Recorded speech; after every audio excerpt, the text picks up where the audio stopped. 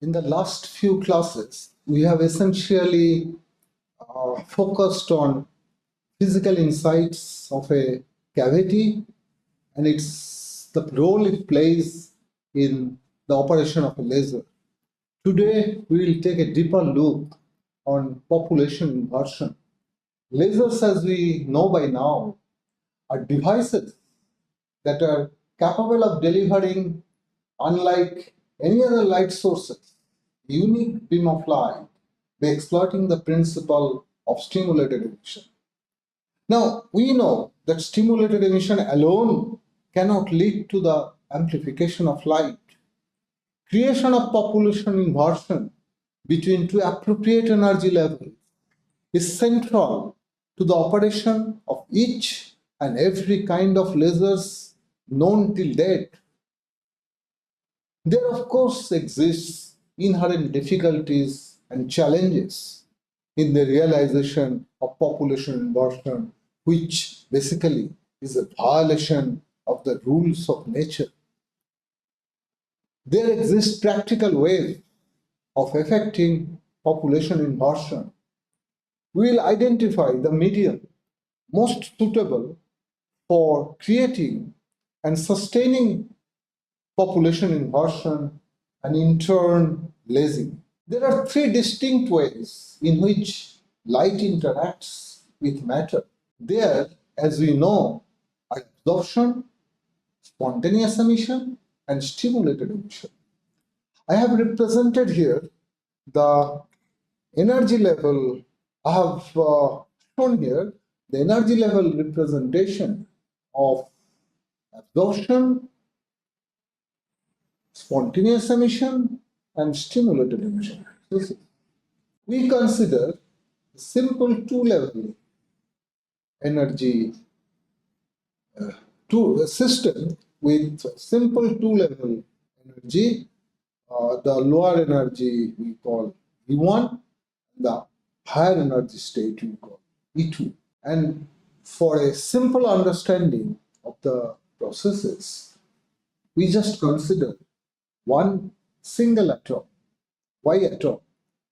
Any species that can be atom, molecule, or an ion residing in the ground state, and that's normally how it is. We now shine this medium with a single photon, resonant photon. Of course, the resonant photon, as you now already know, the photon energy matches exactly the difference of energy between these two energy states, that is h nu, photons is equal to E2 minus U.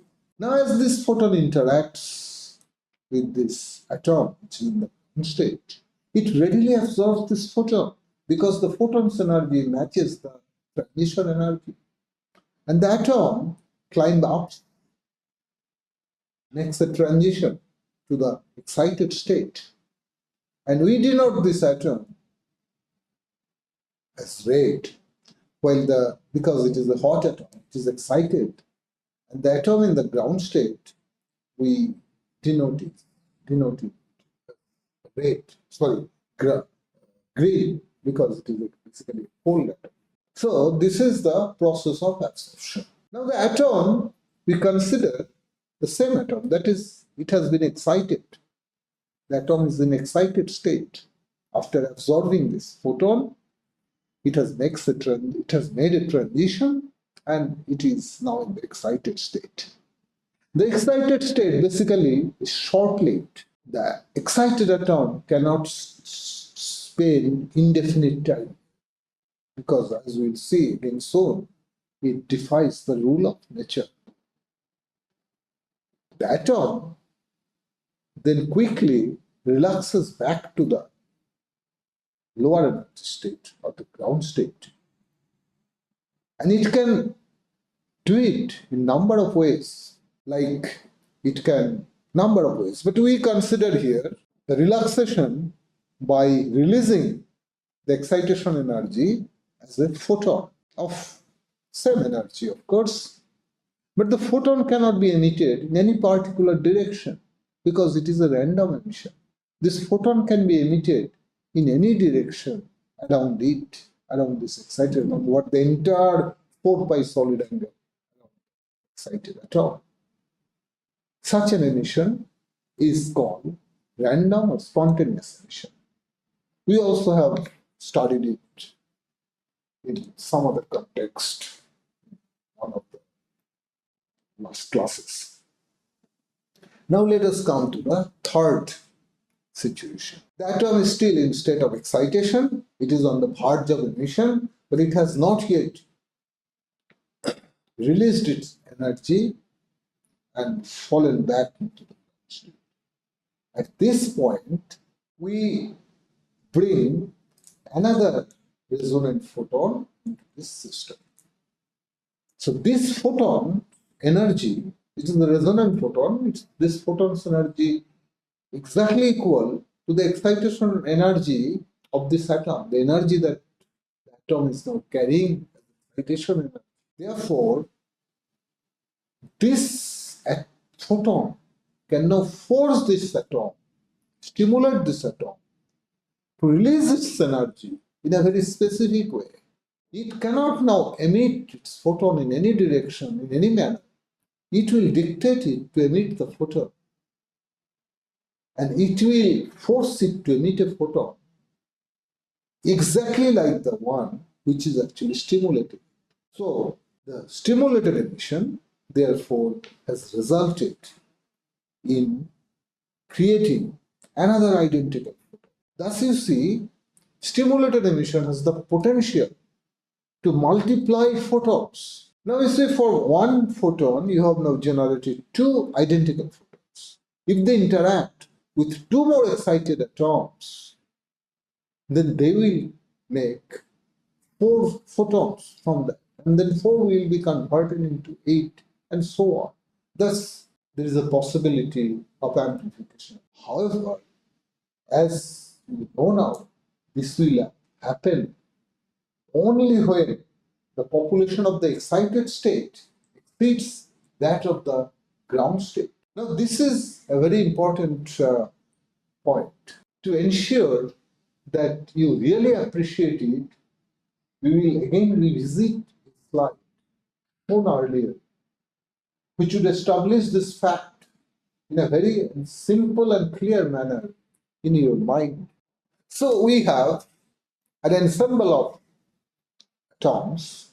We consider atom, but it can be molecule, ion, any species for that matter, that can reside in two energy states, the excited state, the ground state. First, let us consider a situation in which the excited population of the excited state is less than that of the ground state. And this is the kind of situation that we encounter normally in nature, because nature prefers such a situation. And we now shine this medium by a beam of light comprising of a bunch of coherent resonant photons, meaning identical resonant photons. By resonant photon, of course, I mean that the photon's energy matches exactly the transition energy.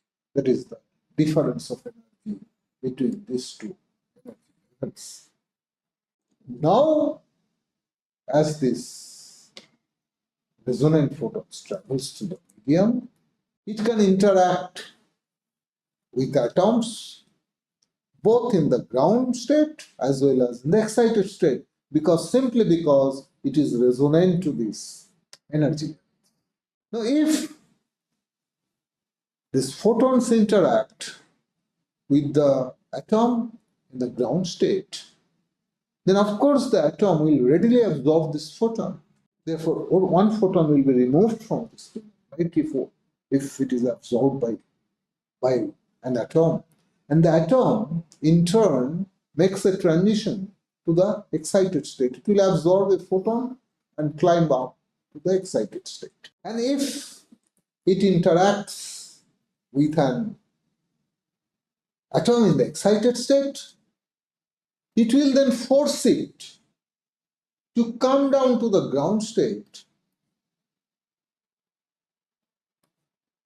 by releasing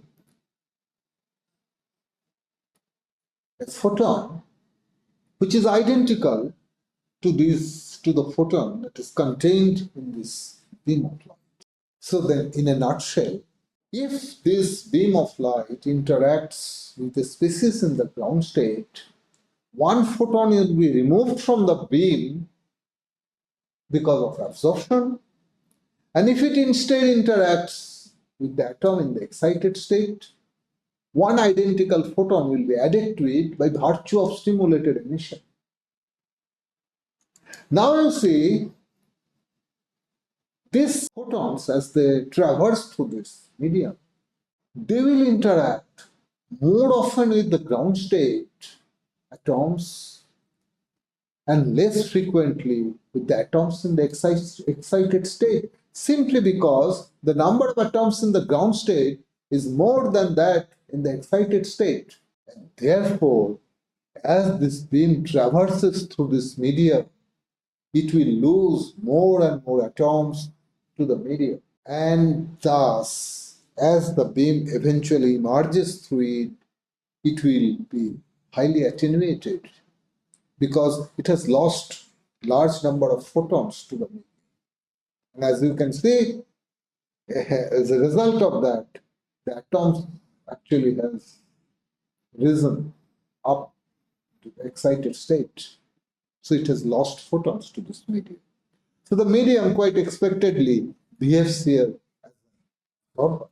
Let us now consider the reverse situation, where let us assume that in the beginning we have prepared our system, but now with the excited state having more population than the ground state. And we now once again shine this medium by that same beam of light comprising of a bunch of identical resonating photons. Now as this beam travels through this medium, they will interact less often with ground state, more frequently with the excited state, simply because the excited state is now more populated than the ground state.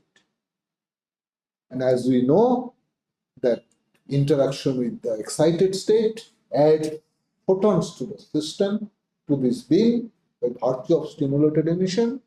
Therefore, more number of photons will be added to this input beam than the photons that will be removed as absorption.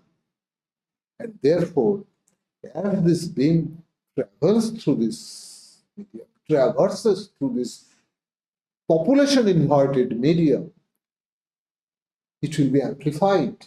Its number of photons that it carries will now be more, and all will be identical photons.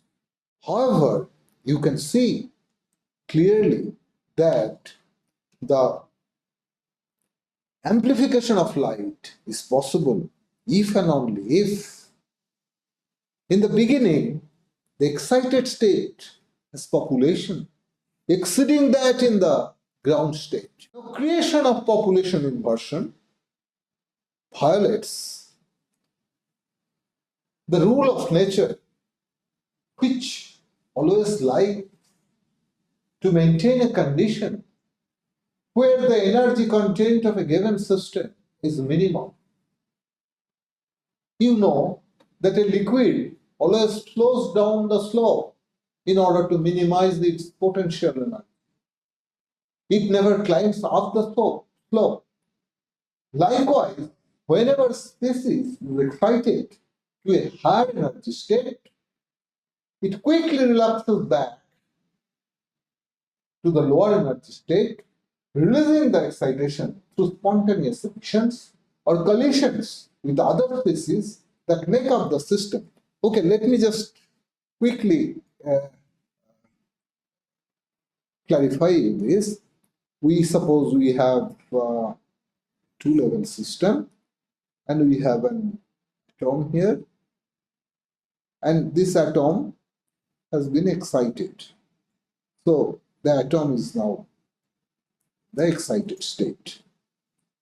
The atom we call A,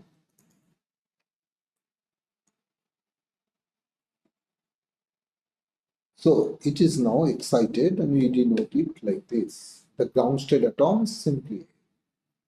So this energy that this excited atom carries, it quickly relaxes. One, of course, is optical relaxation. That means the excited atom releases this excitation energy as a photon. So after this, it comes down to the ground state and it emits a photon of energy h nu, which is exactly the energy difference between these two energy, which is equal to E2 minus E1. This is one way that it can relax. The other way it can do is, in the gas, suppose you have other species, you can even deliberately mix species in a gas. So when this excited atom collides or interacts with another gas species, the B, this excited atom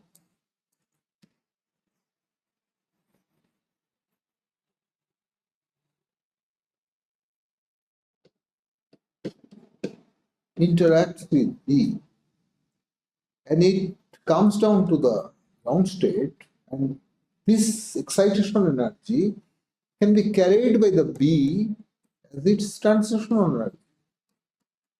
So this way also relaxation is possible. However, whatever it is, if you try to create population inversion, you won't succeed in doing that because very quickly the excited species will come down to the ground state, and creating population inversion is in a real system just not just transferring one or two or three species to the excited state. You will have to deal with numerous number of species. This therefore prevents realization of population inversion.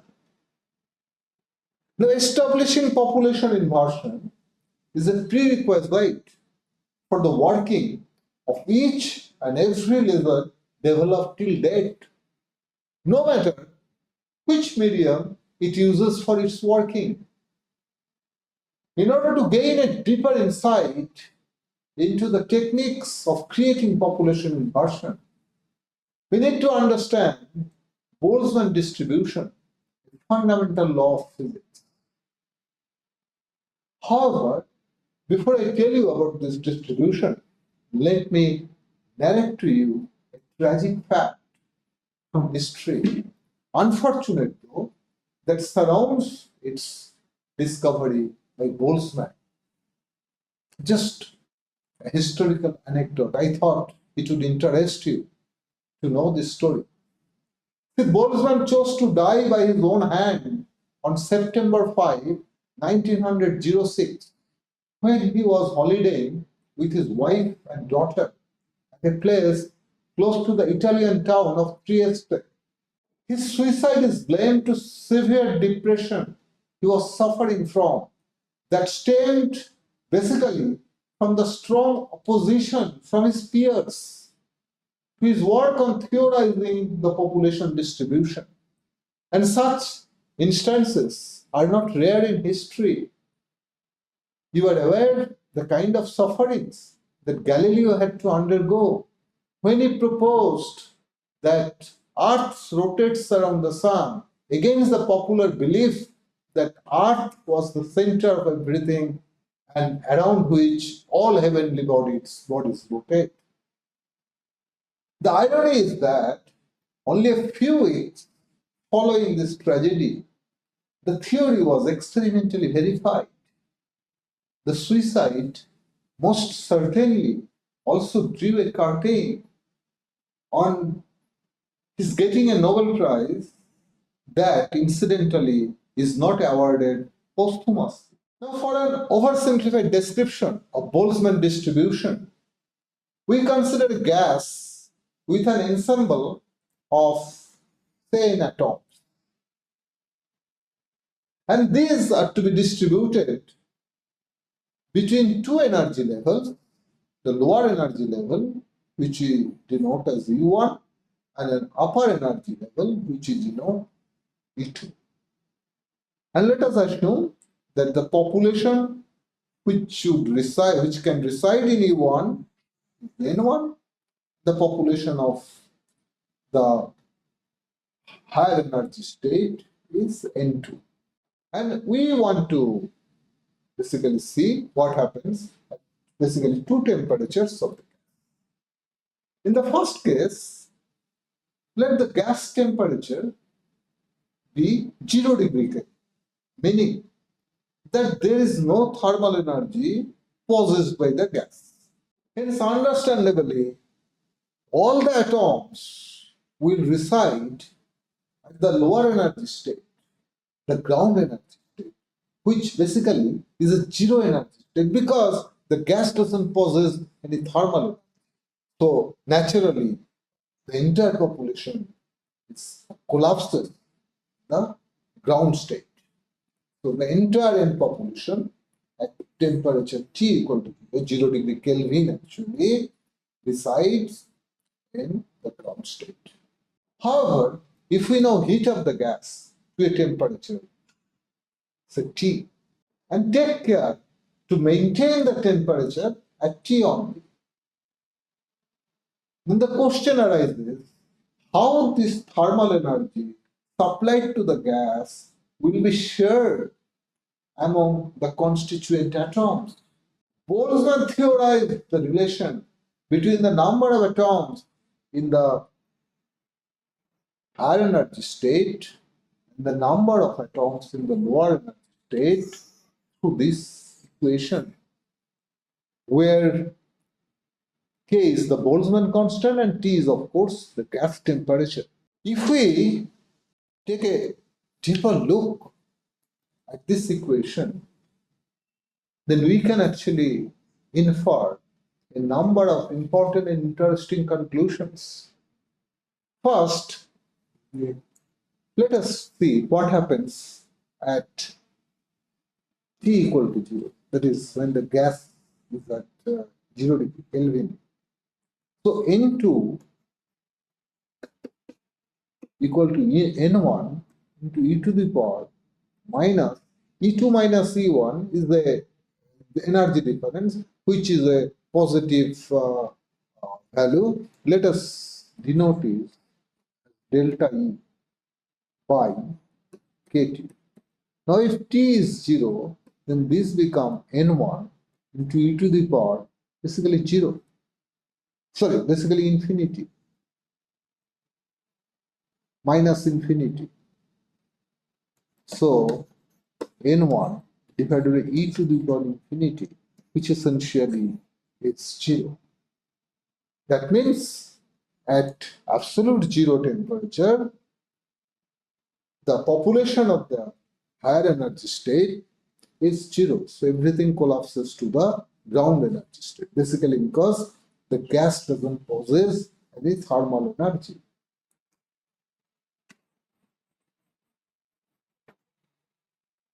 What happens when the temperature rises? It becomes more than 0. If the temperature is positive, that is, it is more than 0, then N2 is N1 e to the power. So this is one inference. N2 equal to N1 e to the power minus delta E by KT. So T is now positive. If T is positive, then this quantity is also positive. So let us call it X e to the power minus X. So this is equal to N1 by e to the power X. Now X is positive. So Ex is greater than 1. That means N2 is less than N1. So, but what happens if the temperature continues to increase? So when temperature rises above 0, Then of course the higher energy state starts getting populated, but it is less than N1. But let us analyze what happens when when temperature continues to rise. You see, if temperature would continues to rise, that means in this equation we have N2 equal to N1 e to the power minus delta E by kT, or this is equal to N1 divided by e to the power delta E by kT. If temperature continues to rise, then this term will reduce with increasing temperature. If this reduces, then N2 increases. If this reduces, denominator reduces, then N2 increases. Of course, at the expense of N1. Let us analyze this. Let us draw this in a. So let us draw this. So this is our population. Suppose this is our total population N, this is population 0, and this is the midway, which is N2. And we plot the temperature here. At 0 degree temperature, when the temperature is 0, all the population is residing in E equal to 1, lower energy state. That means N1 at absolute 0 is N. So at N1 is N. And then as the temperature rises, we just saw that N1 continues to reduce. Of course, N2 increases. So N1 reduces with increasing temperature at 0, N1. So this is our N1. And at T equal to 0, N2 was 0. And as the temperature increases, N2 increases at the expense of N1. And as the temperature continues to increase, N1 continues to drop, and N2 continues to rise.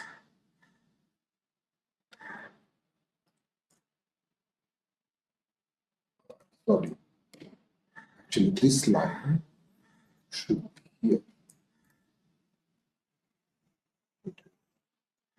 So N1 is reducing with temperature, N2 is rising with temperature. This continues. Now you see, if the temperature becomes infinity, means temperature is increasing and it will eventually tend to infinity. What happens when the temperature is infinity? N2 equal to N1 into e to the power minus delta E by kT. If this becomes infinity, then this becomes 0. So N2 becomes equal to N1. So when the temperature is infinity, N1 becomes equal to N2. This is N2. So that means they approach this line, which is N by 2 line. So their population of both the level tend to N by 2 as temperature goes to infinity. So even at infinite temperature, you can at most equalize the population of the two levels, but you can't achieve population inversion. So it is impossible to invert population of the two energy levels simply by increasing temperature. It violates the rule of nature. Thus, this is equivalent to saying, okay, so how then you can create population inversion? If you have created population inversion state, how does it, how can you correlate it with Boltzmann distribution. You see, from this equation, it is apparent that for N2 to become more than N1, temperature has to be negative. That is not possible. Let us assume that what happens if the temperature becomes negative. Then you see N2 becomes equal to N1 into e to the power. If this becomes negative, and this is anyway positive term, so the entire thing becomes positive. We call it, say, e to the power y. And because y is positive, so e to the power y is greater than 1. Then N2 becomes greater than N1. Only when the temperature becomes negative. This is equivalent to saying that a state with population inversion is a negative temperature state. In reality, it is a state of thermal non-equilibrium as it violates Boltzmann distribution. Such an unstable situation, which defies the rule of nature, is always short-lived. If you have inverted a population, there will be rapid redistribution of population within the constituent energy level, re-establishing a new thermal equilibrium. For example, here, suppose at this point, somehow you have tried to move away from the normal rule and you have tried to increase the population of N2. This, of course, would occur at a corresponding reduction in the population of N1. And there will be quick redistribution of this population. And once again, new equilibrium will be established. Such a negative temperature condition, which represents a state of population inversion, cannot obviously be realized by elevating the system temperature, nor can it be achieved by cooling the gas, the lower limit of which is, of course, absolute zero. You cannot go below that to realize this condition, negative temperature condition.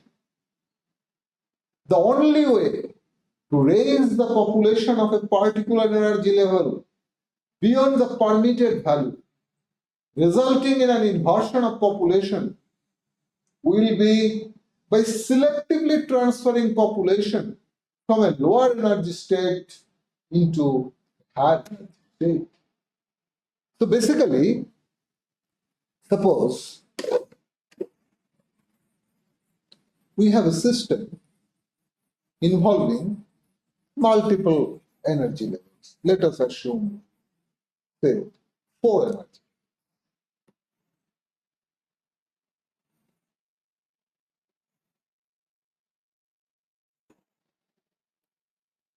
So we call it E1, E2, E3, E4. And of course, E4 is more than E3, more than E2, more than E1. So the population of E1 will be maximum, and their population is gradually reduced as we go up in the energy levels, energy ladder. So let us assume that this energy is population E1 is N1, N2, N3, and N4. Now, of course, N4 is less than N3, which is less than N2, which is less than N1. So this state in the beginning has maximum population, and this is basically the source level. And there may be some population here, and some may be here, and maybe this could be empty. So this is our initial condition.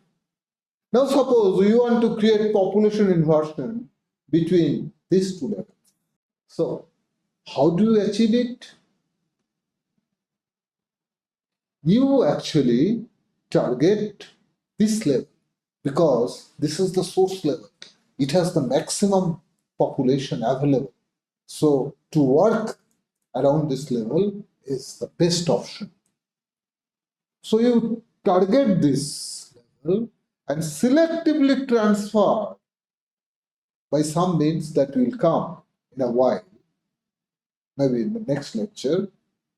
Selectively transfer population straight from here to here and create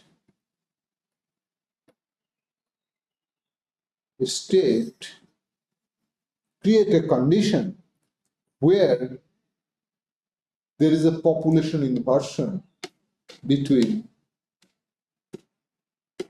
these two levels.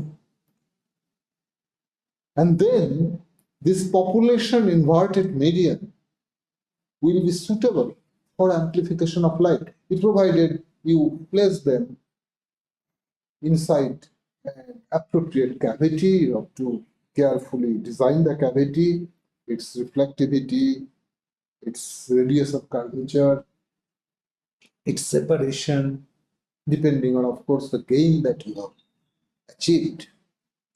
And if you make less, then it will give you lasing at what wavelength? The wavelength will be decided by these two energy levels. So if it's 3 and 2, so this laser will give you wavelength or photon of frequency nu such that E3 minus E2. So the frequency will be by H. H is Planck's constant. And accordingly, you can calculate the wavelength, nu into lambda. This is the velocity of light, so lambda c by nu, and you can see that this becomes equal to Ch by E3 minus C2. So if you can invert population and then construct a laser from this, the laser will emit you, give you a wavelength. We will discuss some techniques that have gained popularity in creating population inversion in the next class. So let me end here today.